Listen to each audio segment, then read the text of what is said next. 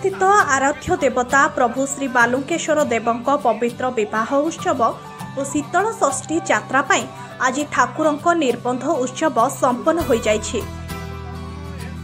पूर्वाह्न प्रभु श्री बालुकेश्वर देवଙ୍କ मंदिर रे ठाकुरଙ୍କ समस्त रीतिनीति शेष हेबा परे मंदिर कमिटीर सदस्य माने एक शोभा यात्रा रे कन्या पिता रघुनाथ कास्त और बर पिता गौरहरि साहू को पारंपरिक निमंत्रण करबा पई उभयଙ୍କ बासभवन को जाइथिले।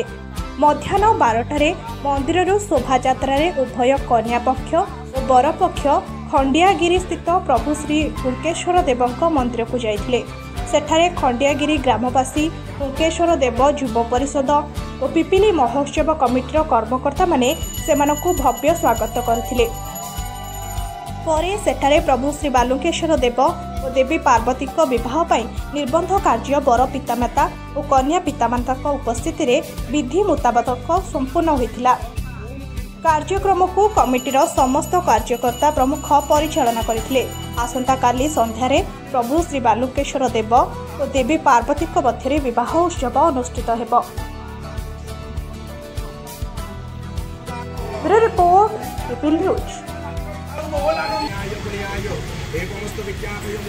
प्रताप द्वितीय सिंहदेव तस्य राज्य तस्य अंचल सहित मध्य गजमानस्य पिपिली अंचल स्थित भगवान राजराजेश्वर देवदेव श्री श्री अद्य बालुकेश्वर देवदेवता अद्य दिवसे तस्य पीठो भगवान हुंकेश्वर देवदेवता शरणारविंद प्राप्त्यर्थ पूर्वक तस्य पीठोपरि निर्बंध सत्यवाक्य कर्म पूर्वक यज्ञादि तारावारा ग्रहण क्षेत्राणं ममूर्त जगमस्तु सर्वे नवग्रहाय एकदशस्था फलदा भवन्तु नारायणाय दत्तकृत श्रीकृतमस्तु ब्राह्मण देवता गुरुदेवता भगवान जगन्नाथ चतुर्धामूर्ति देवता अर्पणमस्तु।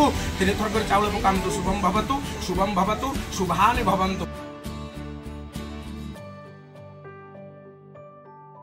आज आमर जो बाबा बालुकेश्वर मंदिर जो अच्छी डेल्टा छकरे तार आज शीतल षष्ठी उत्सव आज निर्बंधर होता। दुई पक्ष आज निर्बंधर कले। निर्बंधर आग झील पक्ष घर को आम जाइलु पुओ पक्ष घर को गलु समस्त से निर्बंध कार्य माने समाप्त होगापर से आसला मैंने बसिक निर्बंधर कार्य मंदिर में यथारीति करागला। बर्तमान दुई पक्ष भितर जो निर्बंध आज है काली मंदिर ठाकुर बाबा बालुकेश्वर देवंकर माँ पार्वती काली विवाह उत्सव पालन कर बालुकेश्वर मंदिर में से आज भी आमर ये जो अच्छी आमर खंडियागिरी आमर ग्रामवासी हुंकेश्वर मंदिर से ग्रामवासी माने आमको श्रद्धार डाकी आज निर्बंधर कार्य समस्त व्यवस्था करछंती। खाइबा पीवा एवं समस्त ये व्यवस्था करछंती। आमको मंदिर खाइबा पीवा आपादित करछंती। आ सेमाने मध्य भी काली मंदिर जिबे आ तांकर ग्रामवासी माने जागी मध्य भी आ प्रभु को मंदिर काली निमंत्रण करिवे। निमंत्रण कला परे प्रभु आसीबे। एठु मध्य भी काली पटुआर सहित माने साजसजारे एठु भी ठाकुर काली जिबे गला परे काली संध्या बेले निर्बंध कार्य थिला मंगल पूजा मंगल पूजा निर्बंध कार्य दुई प्रकार बर पिता कन्या पिता उभय आसी ये आम हुंकेश्वर महादेव निर्बंध कार्य बर्तमान शेष है। या पूर्व ये जो ठाकुर नीति नियम अच्छी से अनुसार विधिवत भाव में नीतिकांति सरीगला। बर्तमान आम प्रसाद सेवन पर पुणी से मंदिर को जीवु से अन्य कार्यक्रम से कार्यक्रम कर।